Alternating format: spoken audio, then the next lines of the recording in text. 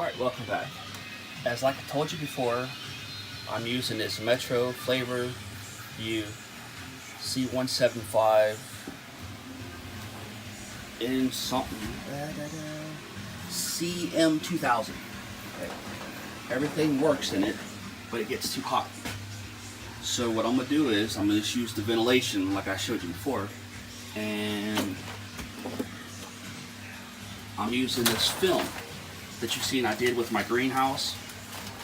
I have a roll and a quarter left over, so I'm going to line it with this because the aluminum in here is not really reflective, and I'm not scrubbing it. I got this, I really don't give a shit. So I'm going to put this in. I'm going to show you what it looks like when it's done, because I'm going to set up, I'm going to put some lights in here too. It's going to be pretty cool. So that's where that stands so far. Onward and forward.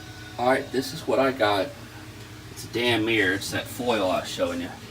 I need something for the top, so I have a roll of this. This is duct tape that you use for duct work. Exhaust fans and everything. I'm going to use that to tape up the top, and I'll show you what it looks like. Put the tape down.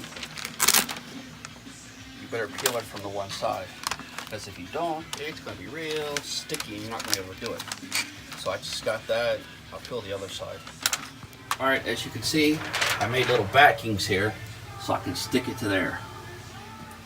Well, it's done.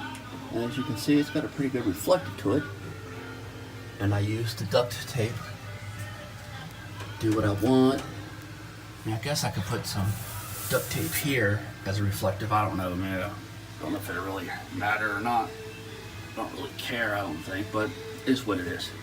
It's crude, but it gives the real fucks.